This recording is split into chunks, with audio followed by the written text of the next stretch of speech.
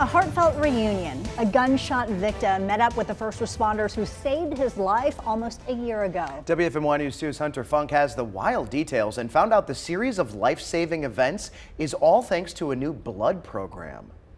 July 13th, 2023, Michael Smith says he was sitting at a park when all of a sudden he was shot in the leg. How Michael Smith survived is nothing short of a miracle. Each event, like a link, playing a crucial role in forming what's now a strong love and respect for first responders.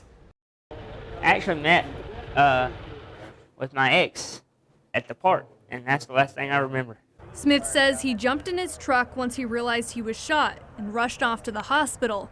But he didn't make it far. Instead, he ended up in Bruce Bird's front yard, a medic for more than 30 years. Thankfully, Bird was home at the right time. I heard a screech in front of our house. I got up and looked out my bedroom window and seen a pickup up in my yard. Bird says he looked in the truck, found Smith unconscious, ran into the house to get his medical bag, used his radio to call for help, and began CPR. It was several minutes that we didn't have a pulse until the supervisor, Jim, got there and we initiated the blood to get a pulse back. EMS Assistant Supervisor Jim Bottomley says Wilkes County brings donated blood to incidents involving traumatic injuries, and it was Bottomley's persistence to give a blood transfusion to Smith. I just made the comment out loud that, I said, I'm gonna give this guy blood. I said, we're gonna bring him home.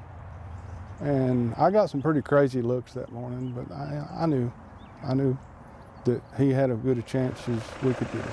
The EMS medical director says responders are giving blood to patients at least 1 to 2 times a month. By being able to get that blood to the person an hour ahead of time that they wouldn't get until they got to the major hospital, it has prevented many deaths. The transfusion allowed the Atrium Health Wake Forest Baptist Air Care team to fly Smith to the hospital, get him into emergency room and into surgery immediately, which makes this day incredible to witness. It was really neat to see him upright.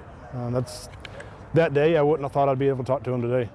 So to be able to have a conversation with him, shake his hand, it was a really humbling experience. Like the training we do, the work we put into it, it does pay off. And it's all thanks to the chain of events and highly skilled people stepping in to help. I'm just glad to be awake and be alive. Because if it wasn't for these guys, I wouldn't be here.